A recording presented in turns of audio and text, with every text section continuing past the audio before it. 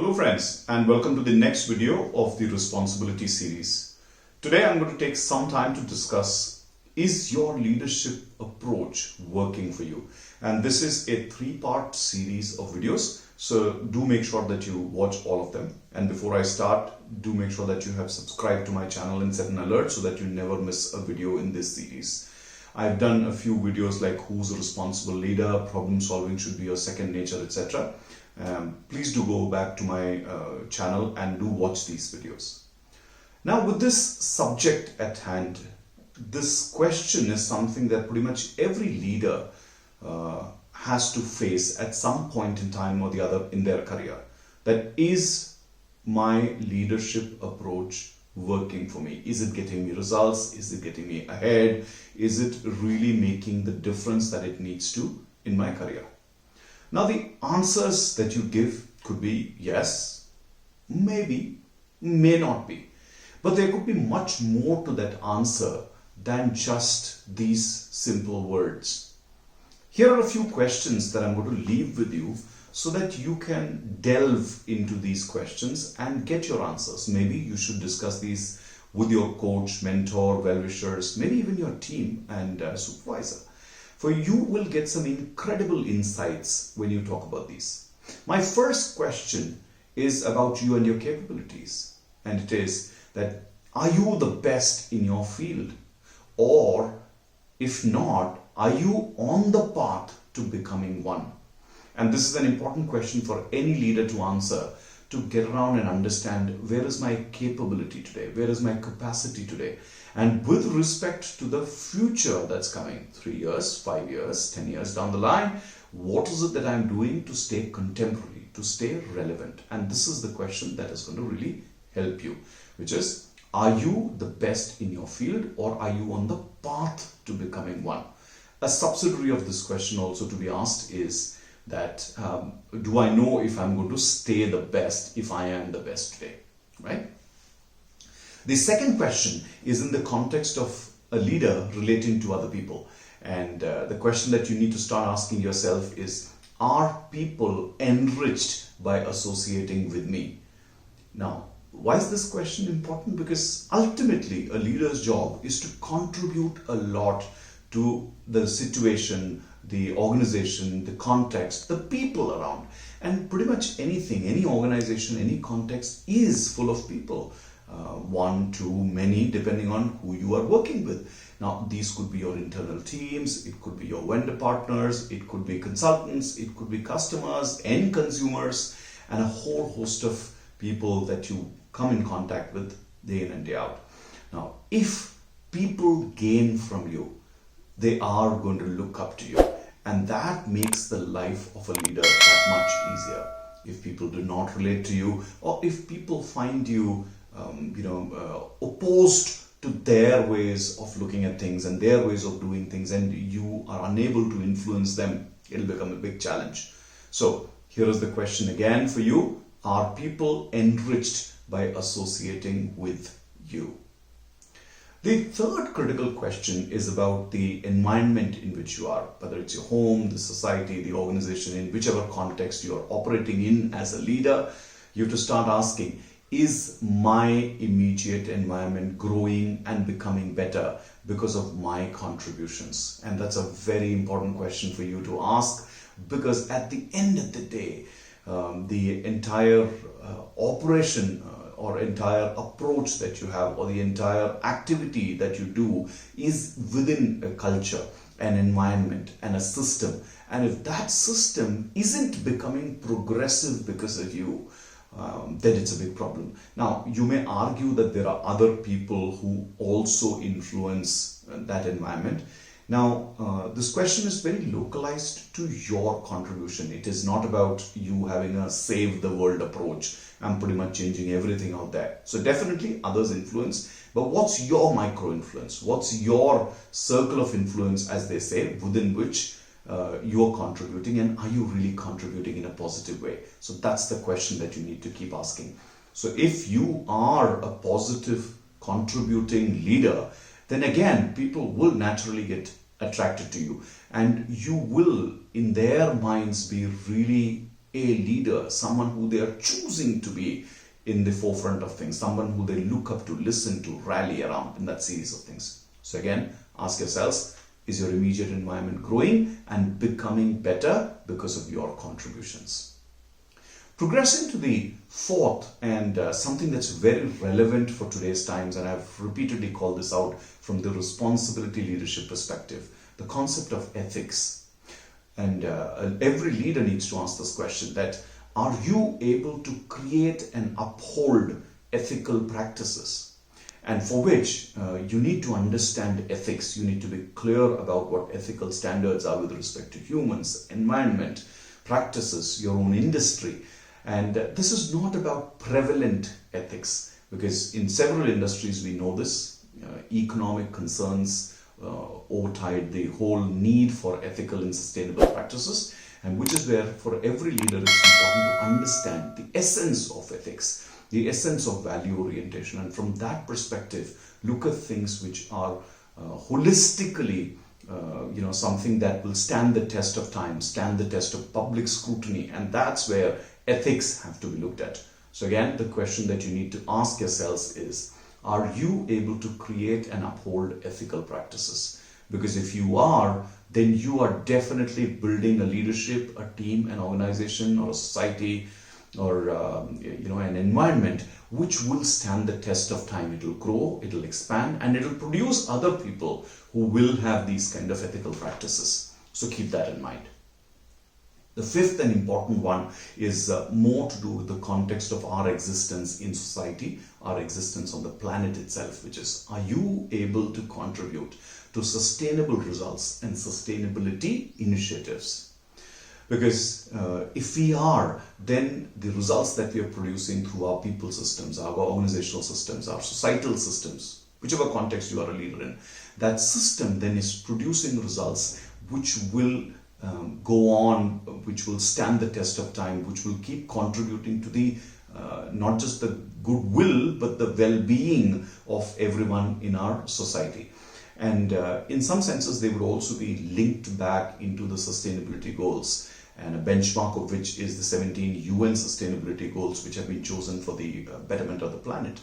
So again, ask yourselves, are you that kind of leader who has his or her eyes on sustainability of results, and you link into the whole sustainability environment of our planet itself? So the question is very, very critical for you, that are you able to create sustainable results and contribute to the sustainability element of our planet?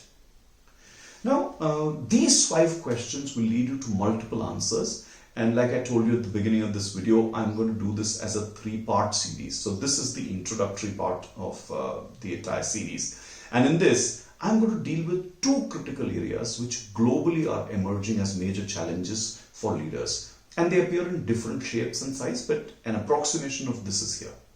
The first big challenge is that leaders don't have the capability to do their best in their contexts. And this is a big challenge. Why? Because from a leadership perspective, what are you supposed to do? You're supposed to lead, you're supposed to provide that environment and the context to people so that they do well. And this is where several leaders are finding themselves short on having clear strategic direction that is impactful. Now, why does this happen? Because of late, this has been a very rapidly changing world. It's evolving pretty much every day.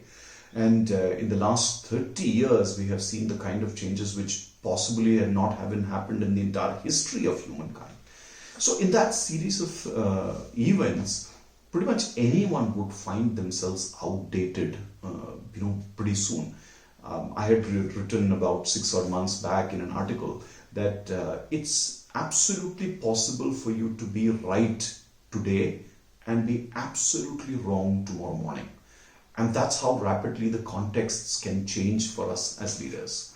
So in that series of things, many leaders can find themselves not having the capability to do their best in their context, and hence they're not able to give the strategic direction that they need to their environment and create the impact that they need to. And as a consequence of this, they fail to align and rally people towards a purposeful cause. And when people don't get aligned, when people don't rally around, it then causes a significant challenge for leaders, because ultimately no leader can achieve anything on their own. Neither can they do anything with just about one or two followers. They need an entire system to walk along with them.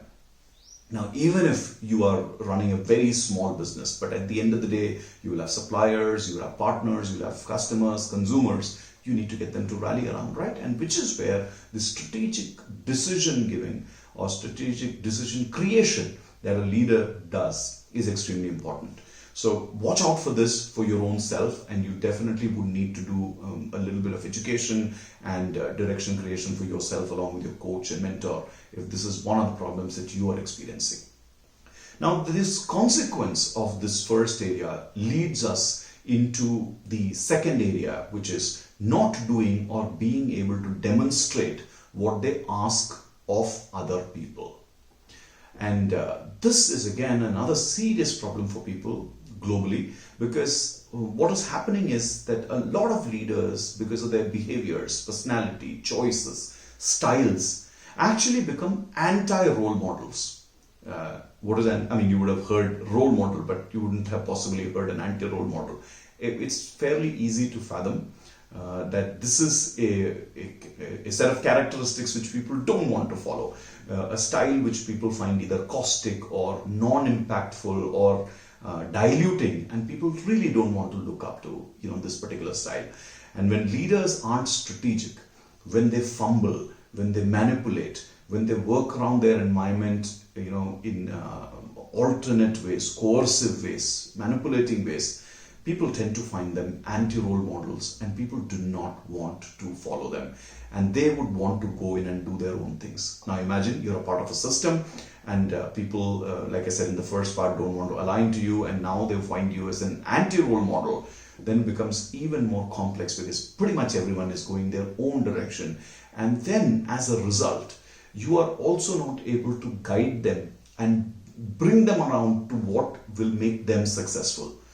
And remember, when people are not successful under your leadership, they again will get further pushed away, because let's understand, at the end of the day, everyone wants to be successful, and that's one vested interest that they have in any system, in following any leader.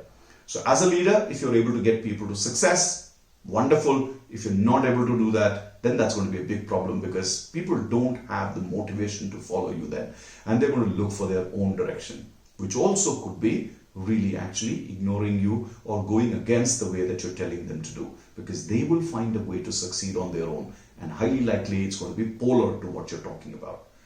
And this brings us to the next big consequence, which is that hence leaders are not able to hold people accountable to getting things done, because when they set goals, when they clarified an approach, and people did not find that strategic enough or that guidance in the direction of what they needed to do, then people went out and did whatever they wanted to do, and they'll continue to do that.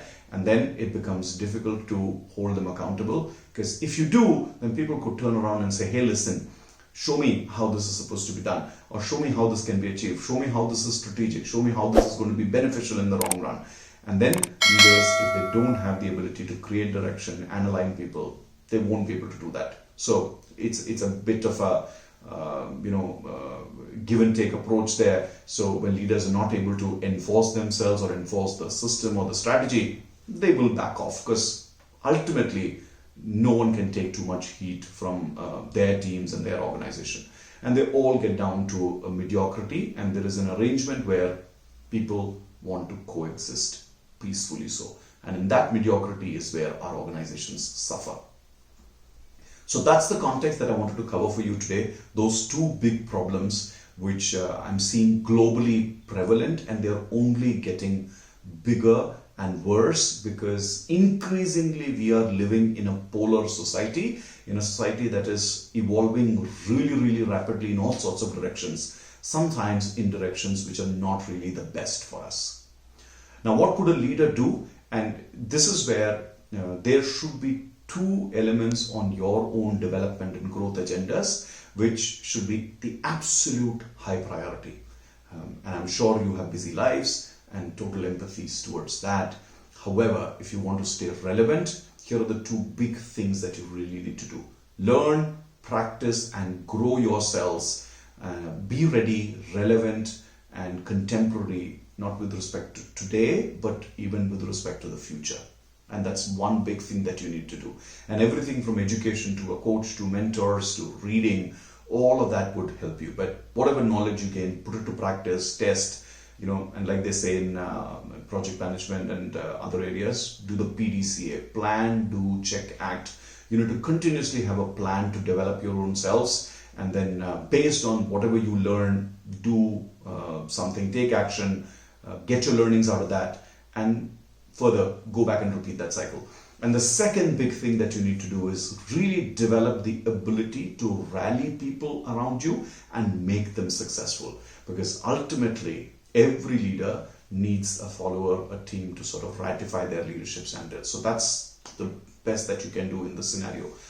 It is a never-ending development plan, and that's something that you need to keep in mind, because these 2 points cannot leave your leadership development plan ever.